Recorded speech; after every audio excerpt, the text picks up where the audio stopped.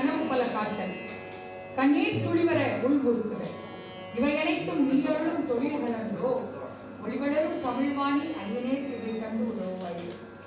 இந்த அருமையான மகாகவி பாரதியாரோட பாடலைத்தான் இன்று நமது தமிழ்நாடு அரசு கலை பண்பாட்டுத்துறை ஆதரவுடன் தமிழிசை கல்வி ஆராய்ச்சி கழகம் சிங்கப்பூர் அண்ணாமலை பல்கலைக்கழகம் இணைந்து நடத்தும் இந்த சிறப்பான பன்னாட்டு இசை தமிழ் திருவிழா மாநாட்டிற்காக நான் இந்த பாரதியின் வரிகளை அனைவருக்குமாக சமர்ப்பித்துவிட்டு இங்கு என்னுடன் குரல் இசை பாட வந்திருக்கும் ஆசிரியை SSKV காஞ்சிபுரம் பள்ளி ஆசிரியை திருமதி சுந்தரி அவர்களை உங்களுக்கு அறிமுகப்படுத்துவதில் பெருமகிழ்ச்சி அடைகிறேன்.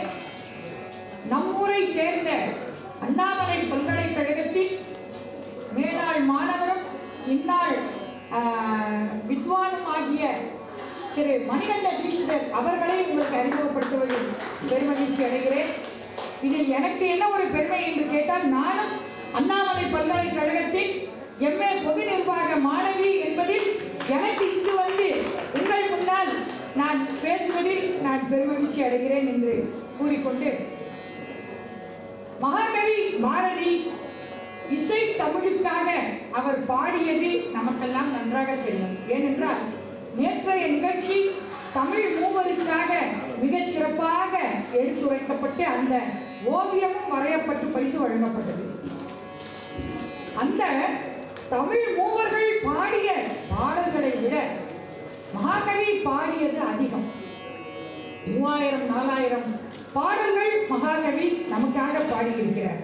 இதில் என்ன ஒரு ஆச்சரியம் கேட்டால், பாரதி தானே பாடலை எழுதி தானே இசையமைத்து தானே அதற்கு தாளம் கொடு தானே பாடியவர். இது ரொம்ப நல்ல ஒரு செய்தி. உங்கள் எத்தனை பேருக்கு இது தெரியும்? ஏன்னா மாணாக்கர்களுக்கு இது கண்டிப்பாக தெரிய வைக்க வேண்டும் என்பதாக மகாகவி பாரதியின் தங்கையின் கொள்ளுப்பேத்தி, தங்கையின் பெயர் தங்கம்மாள், அவர்களது மகள் வயிற்று பேத்தி நான் என்பதில் பாரதியார் பாடல்களை உங்களுக்காக தனித்துவமாக இந்த மேடையில் செய்ய வேண்டும் என்று எனக்கு ஒரு ஆசை.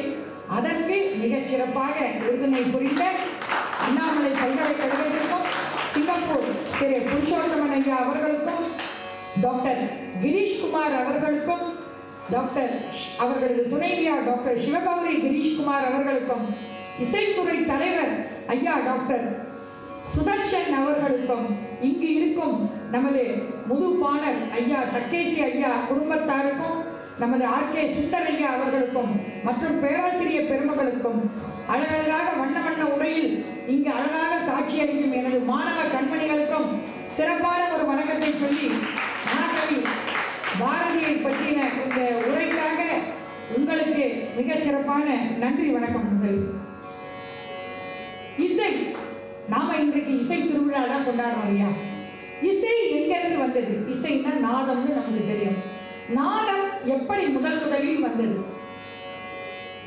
திருமூலர் ரொம்ப அழகா சொல்ற, தூரத்தில் ஜோதி தொடர்ந்தொரு சக்தியாய் ஆர்வத்து நாதம் அனைந்தொரு விந்துமாய் பார சதாசிவம் பார் முதல் ஐந்துக்கும் சார்வத்து சக்திவோ சாத்துமானாமே அப்படின்ட்டு. அதாவது பஞ்சபூதங்களை நமது சிதம்பரேசன் ஆகிய சிவபெருமான் சிவகாமி அன்னை சக்தியாக மாற்றி அவள் படைத்தது இந்த பஞ்சபூதங்கள். பஞ்சபூதங்களில் முதலில் தோன்றியது வானம். வானத்தில் இருந்து பிறந்ததுதான் இசை நாதம். வானத்தின் தன்மை எதுவென்று கேட்டால் ஒளி நாதம். இந்த வானம் அதற்கு ஒரு தன்மை. அதற்கு பிறகு காற்று பிறக்கிறது. காற்றுக்கு 2 தன்மை. வானத்தின் ஒலி, காற்றுக்கு ஸ்பர்சம். ஆக 5 பூதங்களில் 2 வந்து விட்டது. 3வது தோன்றியது நெருப்பு. நெருப்புக்கு 3 தன்மை. இதே மாதிரியாக நாதம். ஏன்னா தீ எரியும் போது சரச்சர படப்பட அப்படின்னு எரியும் இல்லையா, ஒலி, அது ஒரு இசை நமக்கு தெரியும். ஏன்னா தீக்கு 3 குணங்கள்: ஓசை, ஸ்பர்சம். தீய சுட்டா சுடு இல்லையா, ஸ்பர்சம் உண்டு. அது போக ஒலி உண்டு, அதற்கு கண்ணால் பார்க்க முடியும். மூன்றாவது சுவை வந்துவிட்டது. நான்காவது தன்மை என்னவென்று கேட்டால், மிக அழகாக நீர் தோன்றியது. நீருக்கு 4 சுவையும் சேர்த்து 4 குணங்கள். ஐந்தாவதாக இந்த பூமி மண் தோன்றியது. இந்த மண்ணில் சிறப்பாக மண்ணிற்கு 5வது தன்மை சுவை, வாசனை. இது 5ம் சேர்ந்து இந்த பஞ்சபூதங்கள் சிறப்பாக படைக்கப்பட்டது. இதே தில்லையில் போற்றி திரு அகவல் மாணிக்க வாசகர் பாடிய திருவாசகம் என்ன சொல்கிறது தெரியுமா? பாரிடை 5ஆய் பறந்தாய் போற்றி, நீரிடை 4ஆய் நிகழ்ந்தாய் போற்றி, தீயிடை 3ஆய் திகழ்ந்தாய் போற்றி, வழியிடை 2ஆய் மகிழ்ந்தாய் போற்றி, வெளியிடை 1ஆய் விளைந்தாய் போற்றி, அறிபவர் உள்ளத்து அமுதே போற்றின்னு இந்த தில்லை சிதம்பரத்து திருப்போற்றி அகவல் நமக்கெல்லாம் சொல்கிறது. இந்த 5 பூதங்களை பற்றிதான் நமக்கு இந்த இசை திருவிழாவே இந்த ஒலிகளால் தான் நடந்து கொண்டிருக்கிறது. இந்த ஒலிக்காக ஆழ்வார்கள் போற்றி திரு அகவல் பாடியாச்சு. ஆழ்வார் என்ன சொன்னார் தெரியுமா? திருச்சந்த விருத்தம் எழுதுகிறார் நமது திருமழிசை ஆழ்வார். என்னவென்று கேட்டால், பூநிலாய 5 மாய் புனர்க்க நின்ற 4 மாய், தீநிலாய 3 மாய் சிறந்த கால் 2 மாய், மீநிலாய 1 மாய் வேறு வேறு தன்மையாய், நீநிலாய வண்ண நின்னை யார் நினைக்க வல்லரே. சந்தம்னா சப்தம்னு நமக்கெல்லாம் தெரியும். இப்ப தேவாரம் பாடுற பன்னிசை இந்த சந்த விருத்தத்தோட அமைஞ்சதுன்னு மாணவர்களாகிய உங்களுக்கு ரொம்ப நல்லா தெரியும். இதை அழகா பாடிட்டு போயிட்டார். இந்த ஆழ்வாருக்கு அடுத்தது இதே சந்தம், இந்த ஒலி, இந்த இசையை பாடினது யாரு? கம்பர் பாடுறார். யுத்தகாண்டத்துல எழுசீர் சந்த விருத்தம் உறங்குகின்ற கும்ப கண்ண உங்கள் மாய வாழ்வெல்லாம் இறங்குகின்ற எழுந்திராய் எழுந்திராய், கரங்கு போல வில் பிடித்த காலதூதர் கையிலே உறங்குவாய் உறங்குவாய் இனி கிடந்து உறங்குவாய். இப்படி இந்த சப்தத்தையும் சந்தத்தையும் வைத்து நமது இசை ஏற்பட்டது. இவர்களெல்லாம் சொல்லிவிட்டு, நீ எதற்காக இங்கு வந்தாயோ அதை சொல்லு அப்படின்னு யாரோட மைண்ட் வாய்ஸோ எனக்கு கேட்கறது. இதே சந்தத்தை மகாகவி பாரதி எப்படி பாடினார் தெரியுமா? அச்சமில்லை அச்சமில்லை அச்சமென்பதில்லையே, இச்சகத்துள்ளோர் எல்லாம் எதிர்த்து நின்ற போதிலும் அச்சமில்லை அச்சமில்லை அச்சமென்பதில்லையே, துச்சமாக எண்ணி நம்மை தூர் செய்த போதிலும் அச்சமில்லை அச்சமில்லை அச்சமென்பதில்லையே. இதை மிகச் சிறப்பாக சுந்தரி அவர்கள் இசையுடன் திரு மணிகண்ட தீட்சிதர் மிருதங்கத்துடன் உங்களுக்கு பாடுவார்கள். அச்சமில்லை அச்சமில்லை அச்சமென்பதில்லையே, அச்சமில்லை அச்சமில்லை அச்சமென்பதில்லையே, ஜகத்துள்ளோரெல்லாம் எடுத்து நின்ற போதிலும் அச்சமில்லை அச்சமில்லை அச்சமென்பதில்லையே, ஜகத்துள்ளோரெல்லாம் எடுத்து நின்ற போதிலும் அச்சமில்லை அச்சமில்லை அச்சமென்பதில்லையே,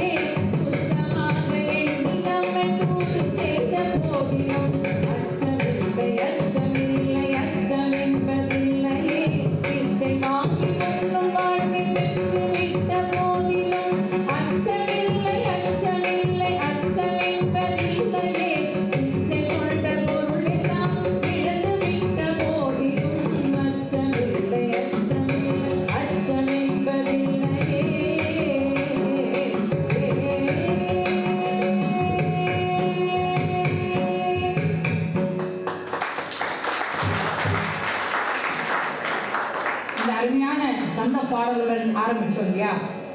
ஆனா பாரதிக்கு இசைக்குமான தொடர்பை அவரே சொல்றார்.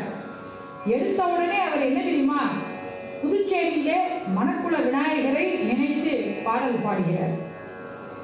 எனக்கு வேண்டும் வரங்களை இசைப்பேன் கேளாய் கணபதி, மனதில் சலனம் இல்லாமல் மதியில் இருளே தோன்றாமல் நினைக்கும் பொழுது நின் மௌன நிலை வந்து எய்திடல் வேண்டும், கணக்கும் செல்வம் 100 வயது இதையும் தரணி கடவாயே அப்படின்னு பாடுறார்.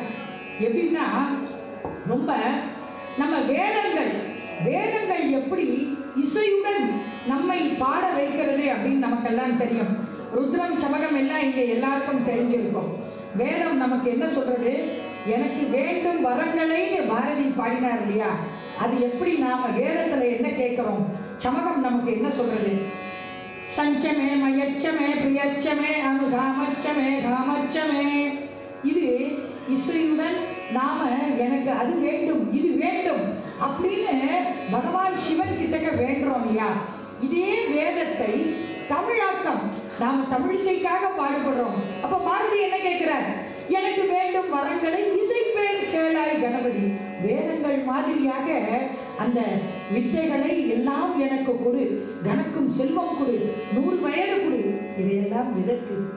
இந்த மானுட வாழ்க்கையை உய்விப்பதற்காக கொடு என்று மிக அழகாக கேட்கிறார். இப்போ இந்த பாடலை சுந்தரி அவர்கள் இசையுடன் பாடுவார்கள். எனக்கு வேண்டும் வரங்களை இசைப்பேன் கேளாய் கணபதி. எனக்கு வேண்டும் வரங்களை இசைப்பேன் கேளாய் கணபதி.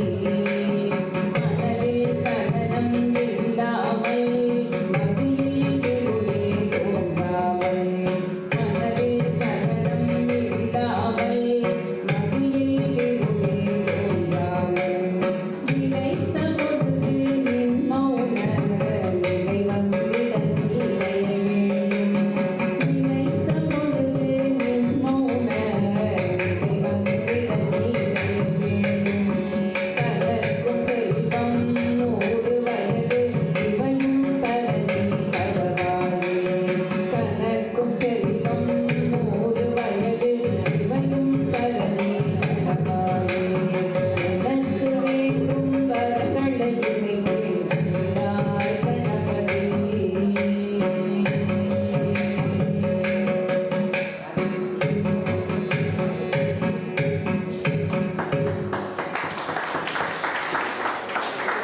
மனதில் சலனம் இல்லாமல் அப்படிங்கிற இந்த வரம் கேட்கும் போது நம்ம மனசு அலைப்பாயிருது. எப்ப பாரு இந்த இடத்துல இப்ப நான் இந்த சேர்ல உட்கார்ந்து இருந்தா திடீர்னு என் மனசு அமெரிக்காவுக்கு போயிடும், ஆப்பிரிக்காவுக்கு கூட போயிடும்.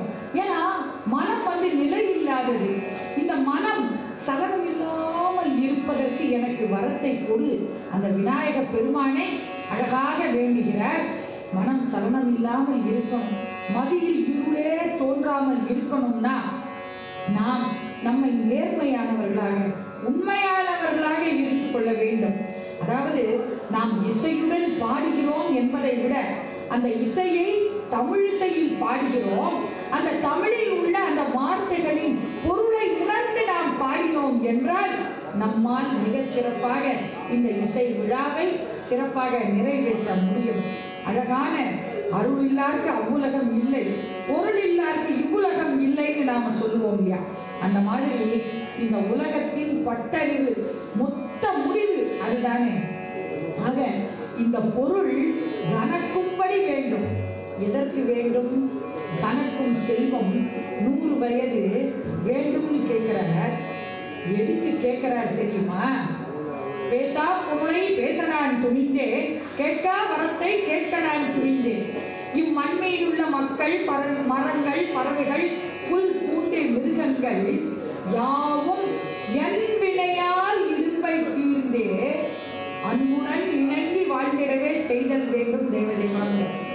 இது நம்ம எல்லாரும் வேண்டுறது தான். நான் நல்லா இருக்கணும், எங்கள் பக்கத்து வீட்டு மாமி நல்லா இருக்கணும், எங்கள் வீட்டு பூனைக்குட்டி நல்லா இருக்கணும், பக்கத்து வீட்டு நாய்க்குட்டி நல்லா இருக்கணும், எங்கள் வீட்டு செடியில் நிறைய பூ பூக்கணும், அந்த மரம் நிறைய மாம்பழம் தரணும். இப்படி எல்லாம் நம்ம வேண்டுவோம் இல்லையா? இதே மாதிரி பாரதியும் வேண்டுற. இது மட்டும் வேண்டினா அவர் வெறும் கவி. ஆனா அவர் மகா கவி இல்லையா? மகா கவின்றதுனால இந்த பாடலோட அடுத்த வரியை நாம பார்க்கிறோம். எல்லாவற்றையும் என் வினையால் இடுப்பை தீர்ந்தே அன்புடன் இணங்கி வாழ்ந்திடவே செய்தல் வேண்டும் தேவதேவா. இது வரைக்கும் சொன்னா அவர் கவி. இதுக்கு அடுத்த ஒரு வரி சொல்ற, ஞான் ஆகாசத்து நடுவே நின்று பூமண்டலத்தில் அன்பும் பொறையும் விளங்குக, நோவும் சாவும் நீங்கி சார்ந்த பள்ளி நம்மலாம் வேண்டுவோம். அதுக்கு அடுத்த வரி என்ன தெரியுமா சொல்ற? இதை நீ செவி மடுத்து அக்கணமே அங்கிருந்து அங்கனமே ஆகுக என்று உரைப்பாய் ஐயனே ஆதிமூலமேன்ற. இறைவா, இங்க இருக்கிறவங்களை எல்லாம் நான் பார்த்துக்கிறேன், ஆனா நான் அப்படியே செய்யணும் அப்படின்னு நீ மேலேந்து ததாஸ்து அப்படின்னு மட்டும் சொல்லுங்கிற. அப்பதான் அவர் மகாகவி. சாதாரணமாக வேண்டினால் வெறும் கவி. நீ என்னை ஆசீர்வதி, நான் இவர்களை எல்லாம் பார்த்துக் கொள்கிறேன் என்று அவர் சொல்லினால் அவர் மகாகவி. இதே மாதிரியாக அவர் மகாகவியான இன்னொரு பாடலை, காணி நிலம் வேண்டும் பாடலை இப்பொழுது சுந்தரி பாடுவார். அதன் பிறகு நாம் எத்தனை கோடி இன்பம் வைத்தாய் இறைவா என்ற பாடலுடன் நாம் காணி நிலத்துக்கு போகலாம்.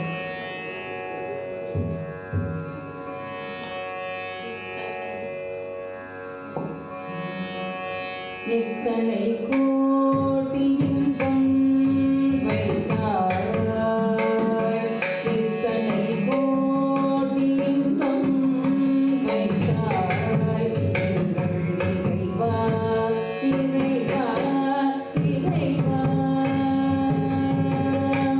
எத்தனை கோடி இன்பம் வைத்தாய்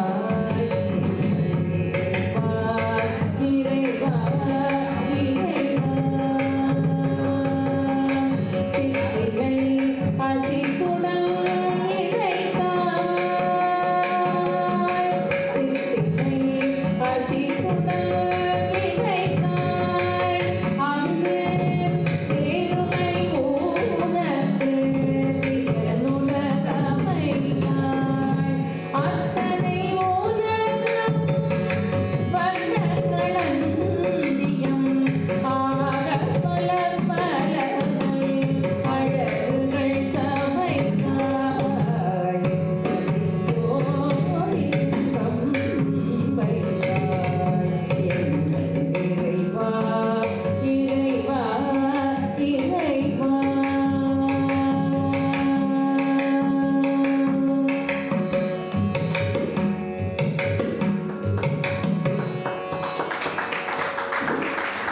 எத்தனை கோடி இன்பம் வைத்தாய் இறைவான் பாடிட்டு அழகா சொல்ற, சித்தினை அசித்துடன் இணைத்தாய்.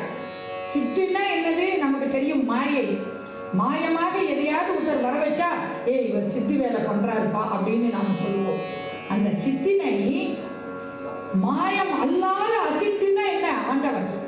இந்த மாயையை ஆண்டவனுடன் இணைத்தாய் அப்படின்னு பாருங்க. அப்படின்னா நாம என்ன செய்கிறோம்? இங்க ஒரு ஓவியன் ஒரு வர்ணம் வரைகிறார்.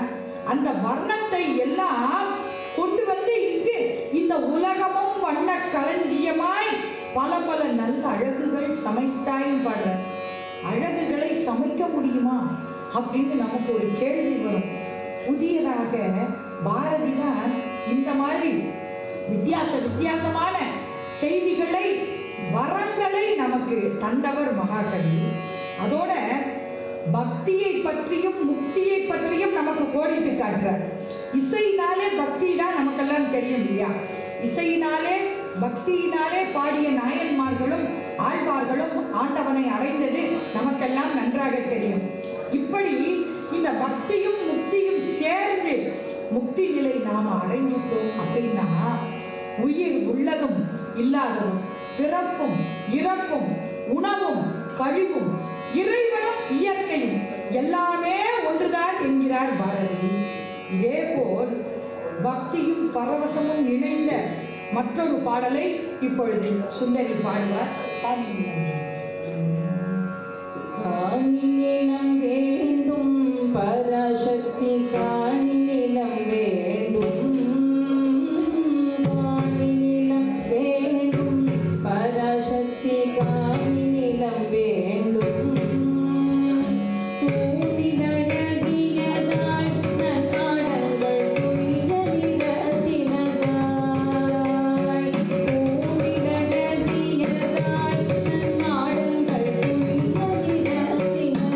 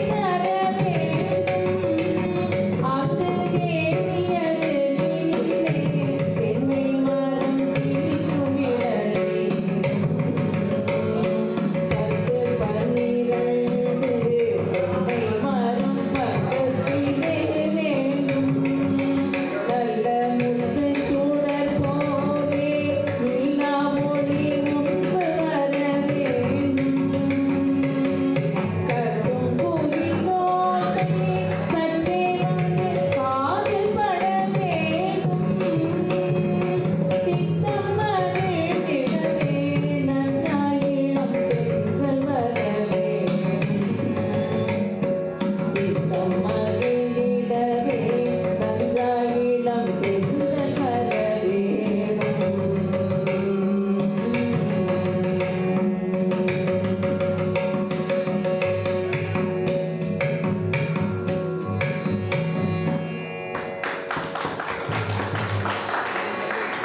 இந்த காணி நிலம் வேண்டும் பாட்டு எல்லாருக்கும் தெரியும். ஏன்னா இந்த பூமியிலே எல்லோரும் எல்லாமும் பெறணும், அது என்னாலே பெறணும் அப்படின்னு சொன்னார்னு நம்ம அந்த பேசா பொருளை பேச நான் துணிந்தேன் அந்த பாட்டில் பார்த்தோம் இல்லையா. இந்த பாட்டிலே இவர்கள் பாடியது போக இன்னொரு பேரா இருக்கிறது. அதில் என்ன சொல்கிறார் தெரியுமா? பாட்டு கலந்திடவே அங்கு ஒரு பட்டினி பெண் வேண்டும், எங்கள் கூட்டு கையிலே கவிதைகள் கொண்டு தர வேணுங்கிற. அதாவது உலகாய்ந்த விஷயங்களையும் எளிதாக சொல்றது மகாகவியால மட்டும்தான் முடியும் இல்லையா.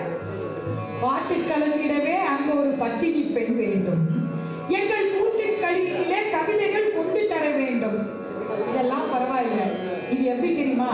பக்தி நம்மளோட பரவசத்தோட நிலை. இந்த இடம் வந்து சரி, எங்கள் கூட்டு கையிலே கவிதைகள் கொண்டு தர வேண்டும் சொல்லியாச்சு. எங்க நானும் என் மனைவியும் சந்தோஷமாக இருக்கும் பொழுது கவிதையெல்லாம் பிறக்கணும்ன்ற இது வந்து நமக்கு லௌகீகம் அப்படின்னு சொல்லலாம். இந்த இடத்திலே இறைவன் எங்கிருந்து வர பரவச நிலையிலே பக்தியை கொண்டு வந்தவர் பாரதி. இதையெல்லாம் சொல்லிவிட்டு இந்த காட்டு வெளியிலே அம்மா நின்று காவல் உற வேண்டும் அப்படின்னு கொண்டு வரார். அடுத்த வரி அங்கதான் அவர் மகாகவி. ஏன்னா சாதாரணமா எங்களுக்கு நீ வந்து தென்னை மரம் வேணும், வீடு வேணும், கத்தும் குயிலோசை வேணும், தென்னை இடம் கீற்றும் இளநீரும் வேணும், இதெல்லாம் சொன்னா அவர் கவி. ஆனா இந்த எங்கள் இந்த காட்டு வெளியிலே அம்மா நின்று காவல் உற வேண்டும்ங்கிற எந்த சமயத்துல கூட்டு கவியிலே இருக்கும்போது காவல் உற வேண்டுமா? நம்மெல்லாம் பக்தியிலே பரவசம் அடைஞ்ச ஆழ்வார்களையும் நாயன்மார்களையும் பாடியிருக்கோம். ஆனா பரவசத்திலே பக்தியை கொண்டு வந்து அதை இசையுடன் தந்தது மகாகவி பாரதி என்பதற்காக இந்த பாட்டு கடைசி வரி பாடுறார் பாருங்க. எந்த பாட்டு திறத்தாலே இவ்வையத்தை பாதித்திட வேணும் அப்படின்னு சிறப்பான ஒரு வரி கடைசியில போடுற. அங்கதான் அவர் மகாகவி. பகவானே, நீ பார்த்துக்கிறியோ இல்லையோ, என் பாட்டு திறத்தாலும் இந்த வையத்தை நான் பார்த்துக்கிறேன் அப்படிங்கிற. இன்றளவுக்கும் மகாகவியின் பாடல்களாலே எத்தனை பேர் சோர்வாக இருக்கும் போதெல்லாம் பாரதி பாடலை நாம எடுத்து படிக்கிறோம், பாடுறோம், இசையோட கேட்கிறோம் இல்லையா. இந்த அருமையான இது வந்து பாரதிக்கு மட்டும்தான் முடியும். அடுத்தது பாடுற ஒரு பகவானை பத்தி பாடிட்டு அந்த பகவானோட அணிகலன்கள் என்னன்னு பாடுறாரு பாருங்க. இப்ப எம்எஸ் அம்மா மிகச்சிறப்பாக பாடி தேசிய விருது பெற்ற ஒரு பாடல். அதே இசையுடன் உங்களுக்காக நெஞ்சுக்கு நீதியம். நெஞ்சுக்கு நீதியும் தோளுக்கு வாழும் நீ இந்த சுடர் மணி போல். நெஞ்சுக்கு நீதியும் தோளுக்கு வாழும் நீ இந்த சுடர் மணி போல். நெஞ்சுக்கு மேல் பல துன்பங்களாம் இவள் பார்வைக்கு நேர் பெரும் வஞ்சனையின்றி பகையின்றி சூதின்றி வையகமாக இன்றி பகையின்றி சூதின்றி வையகமாக தஞ்சமென்றே உரை பேர் அவள் பேர் சக்தி ஓம் சக்தி ஓம் சக்தி ஓம். தஞ்சமென்றே உரை பேர் அவள் பேர் சக்தி ஓம் சக்தி ஓம் சக்தி ஓம்.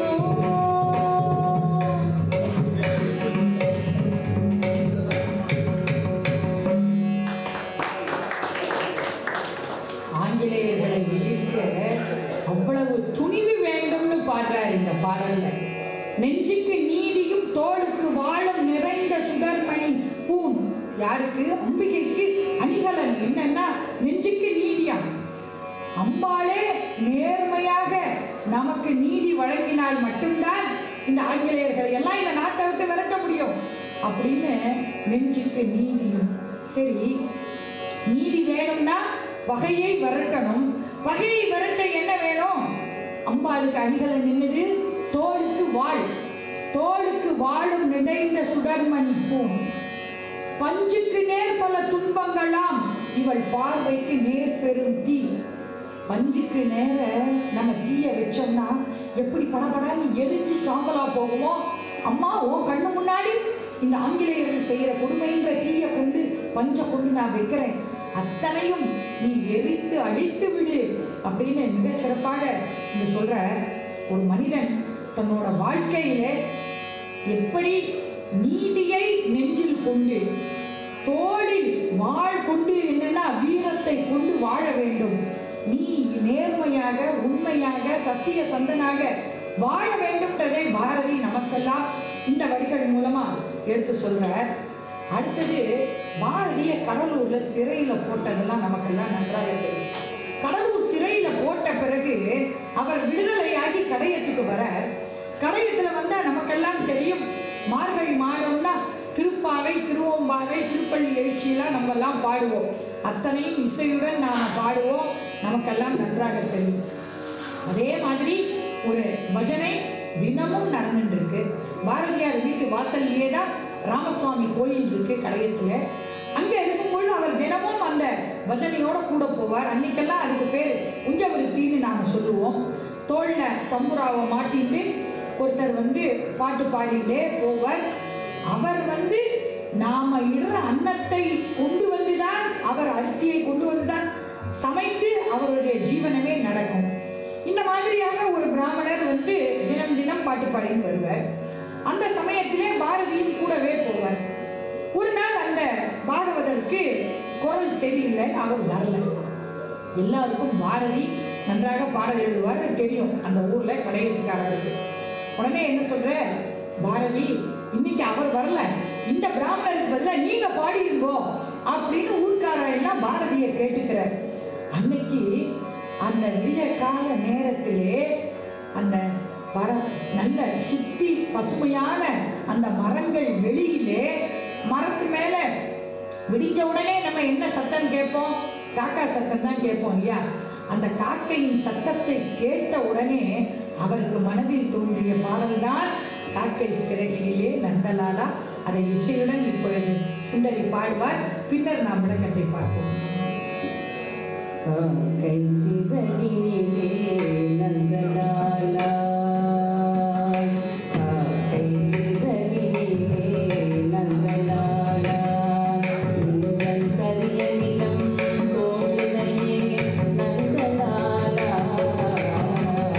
காக்கை சிறகிலே நந்தலாலா,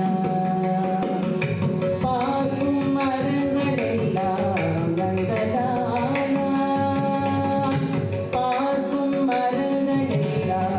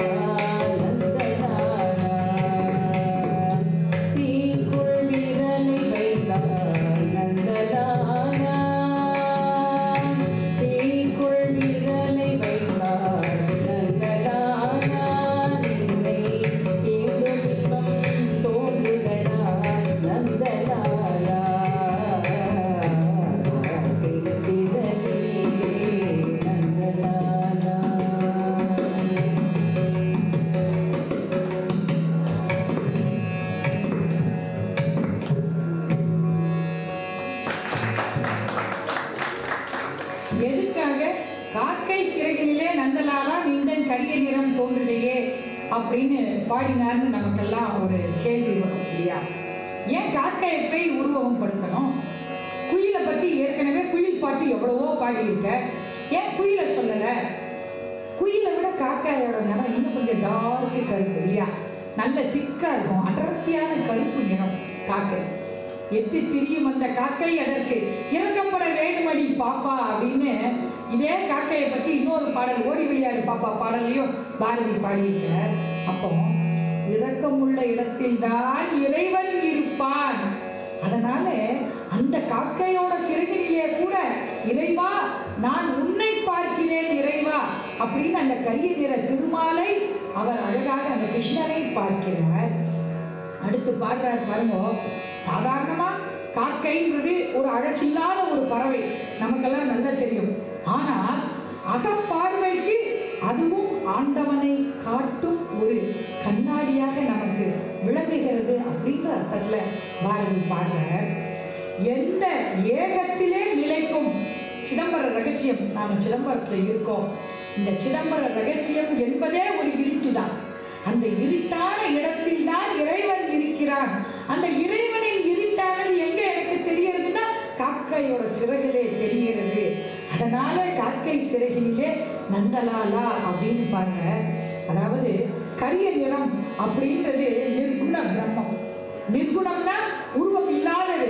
உருவம் இல்லாத அந்த அரூபத்தை தான் நாம் நமது சிதம்பர ரகசியமாக இந்த தில்லை அம்பலத்திலே நாம் பார்க்கிறோம்.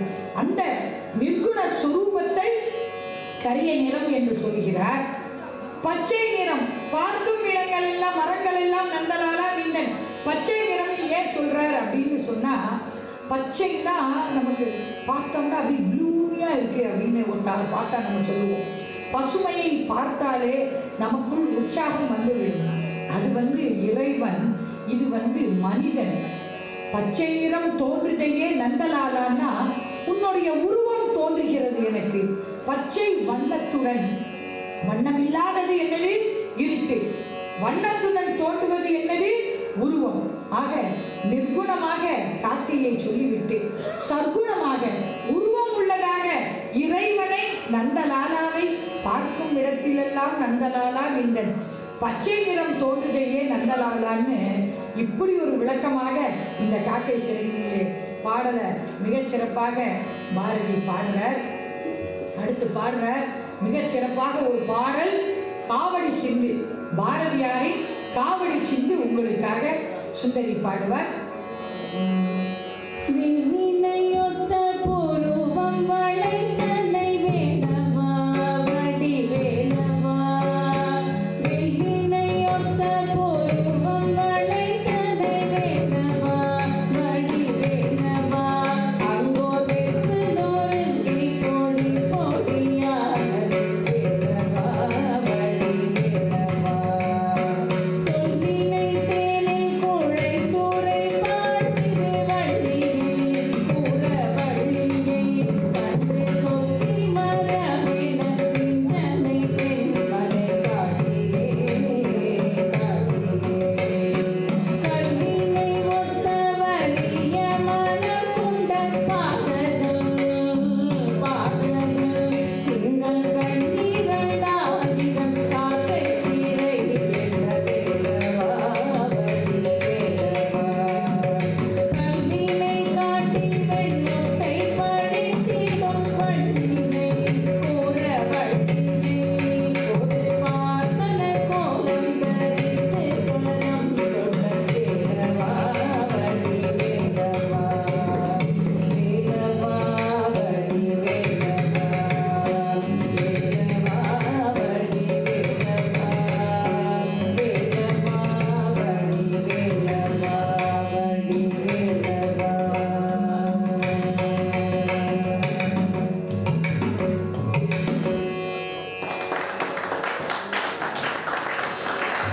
தேசியத்தையும் தெய்வீகத்தையும் ரெண்டு கண்ணா கொண்டவர் பாரதியார் இல்லையா? அவரோட தேசிய பாடல்கள் நமக்கெல்லாம் தெரியும், தெய்வீக பாடல்கள் நம்ம பார்த்துட்டே இருக்கோம், நல்லா தெரியும். இந்த வில்லினை ஒட்ட புருவம் வளைத்தனை வேலவா பாடல கந்தபுராணத்தை படித்த சூட்ல பாடினது பாரதி. கந்தபுராணம் நமக்கெல்லாம் நன்றாக தெரியும் இல்லையா? கந்தபுராணத்திலே மிக சிறப்பாக கந்தர் முருகர், திருச்செந்தூர் முருகர் என்ன பண்றார்? தாரகாசுரனை, சிங்கமுகாசுரனை, சூரபத்மனை சூறையாடினது நமக்கெல்லாம் தெரியும். வில்லினை ஒத்த புருவம் மலைத்தனை வேலவா, அங்கோர் வெறுப்பு நொறுங்கி பொடி பொடியானது வேலவா. வெறுப்புனா மலை. தாரகாசுரன் மலை வடிவமாக நின்று முருகனை வரவிடாம தடுக்கிறார். எப்படியாவது முருகனை அந்த இடத்துல வரவிடாம தடுக்கணும். தன்னுடைய அண்ணனுக்காக போரிட்ட தம்பிகளை பற்றி கந்தபுராணம் சிறப்பா சொல்றது. அங்கோர் வெறுப்பு நொறுங்கி பொடி பொடியானது வேலவா. எப்படி வில்லு மாதிரி இருக்கிற உன்னுடைய புருவத்தை நீ இப்படி நெறித்தாலே அந்த தாரகாசுரன் என்ற அந்த மலையே பொடி பொடியானதே முருகா, உன்னை நான் சிறப்பாக பாடுகிறேன். அடுத்தது நீ என்ன பண்ற? கல்லினை ஒத்த வலிய மனம் கொண்ட பாதகன் சிங்கன் பாதகன், அவன் 12,000 காக்கைக்கு இறையிட்ட வேலவான் பாடுறான். 1000 தலை அவனுக்கு அப்படின்னா 2000 கண்ணு. அப்போ அந்த 2000 கண்ணையும் கொண்டு காக்கைக்கு இறையிட்டாராம் வேலவன். சிங்கமுகாசுரனும் அழிந்தார். அடுத்தது சூரபத்மனும் அழிந்தார். எதுக்காக இந்த பாடலை பாரதி பாடினார் என்றால், இந்த சூரபத்மன், தாரகாசுரன், சிங்கமுகாசுரன் மாதிரியாகிய ஆங்கிலேயர்கள் நம்ம நாட்டை அடக்கி ஆண்டு கொண்டிருக்கிறார்கள். எப்படி தேவர்கள் இந்திராதி தேவர்களை கொண்டு போய் சூரபத்மன் சிறையில போடலையா? அந்த மாதிரி இந்த நம்மை எல்லாம் சிறையில் அடைத்து வைத்த இந்த ஆங்கிலேயர்களிடமிருந்து எங்களை விடுவித்து காத்தருள் வேலவா, வடி வேலவா அப்படின்னு இந்த பாடலை சிறப்பாக பாடினார். அடுத்தது மிக சிறப்பாக ஒரு முக்கியமான ஒரு பாரதி கடையத்துக்கு வந்தார் அப்படின்னு நாம் சொன்னோம் இல்லையா? கடையத்துக்கு பாரதி வந்த உடனே அவர் இஸ்லாமியர்களுக்கு பாட்டு பாடினார்னு நாம இஸ்லாமியர்களுக்கு பாட்டு பாடினார்னு அவரை எல்லாரும் ஒதுக்கி வச்சுட்டான். ஊரை விட்டே ஒதுக்கி வச்சுட்டான். ஒதுக்கி வச்ச உடனேவே என்ன ஆயிடுச்சு? தனியா அவரை ஒதுக்கி வச்ச உடனே சாப்பாடு கிடையாது, அன்னாரம் எதுவுமே கிடையாது. செல்லம்மா பாரதி என்ன பண்ணுவா? மிக சிறப்பாக தண்ணி எடுக்க போறேன் அப்படின்னு தண்ணி குடத்துக்குள்ள தோசைய இட்லியை மடிச்சு வச்சுட்டு ஒடிச்சு வச்சுட்டு போய் பாரதிக்கு சாப்பிட கொண்டு போய் கொடுப்பான்.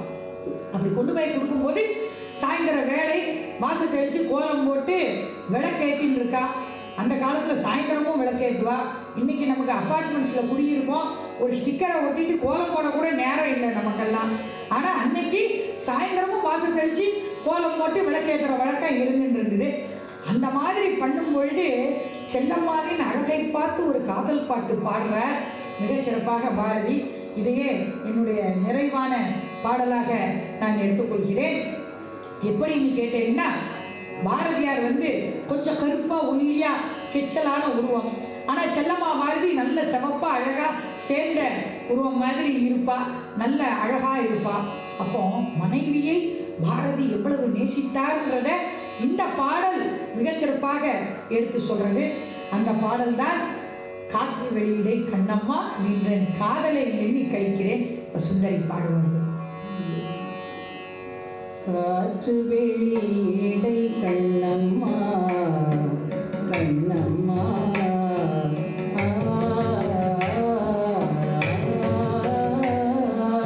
காற்று வெளியிடை கண்ணம்மா நின்றன் காதலை எண்ணி கழிக்கின்றே ஆங்குதூக்கினை ஒத்த இதழ்களும்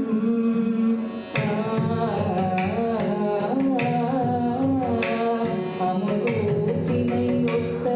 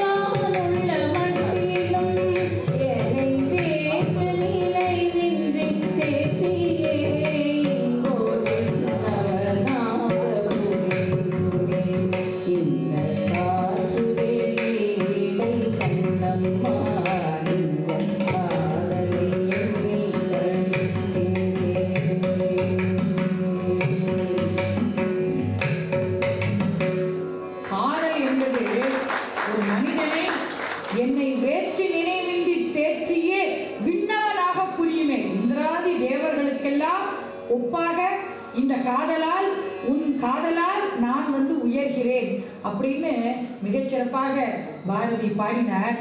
அவருடைய சக்தி கூத்தோட பாடல் வரிகளை மட்டும் நான் இங்கு உங்களுக்கு சொல்லிவிட்டு நான் இந்த நிகழ்ச்சியை நிறைவு செய்கிறேன். ஏன்னா ஊழி கூத்து, சக்தி கூத்து இந்த ரெண்டுமே இசை, பாரதியோட இசையை மிகச்சிறப்பாக நமக்கு வெளிப்படுத்தக்கூடிய சில பாடல்கள்.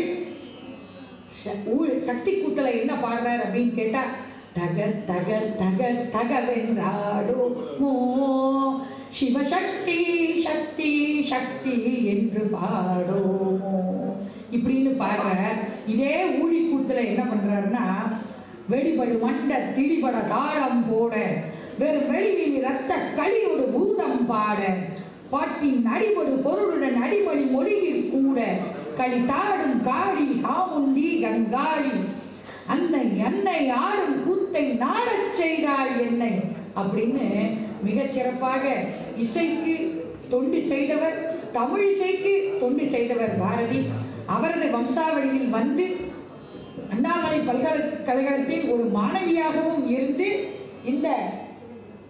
இந்த நிகழ்ச்சியை உங்கள் முன்னால் பாட வைத்த நமது அண்ணாமலை பல்கலைக்கழகத்தின் இசைத்துறை தலைவர் சுதர்ஷனையா அவர்களுக்கும், இதை மிகச்சிறப்பாக ஒருங்கிணைத்த டாக்டர் கிரீஷ்குமார் அவர்களுக்கும், டாக்டர் சிவகௌரி கிரீஷ்குமார் அவர்களுக்கும் இந்த நிகழ்ச்சியின் வாயிலாக எனது மனமார்ந்த நன்றியை தெரிவித்துக் கொள்கிறேன். ஒரே ஒரு பல்லவி மட்டும், சின்னஞ்சிறுக்கிளியே கண்ணம்மாவின் பல்லவியோட இந்த நிகழ்ச்சி நிறைவுறுகிறது. எல்லோரின் சார்பாக நன்றி, வணக்கம். சின்னஞ்சிறு கிளியே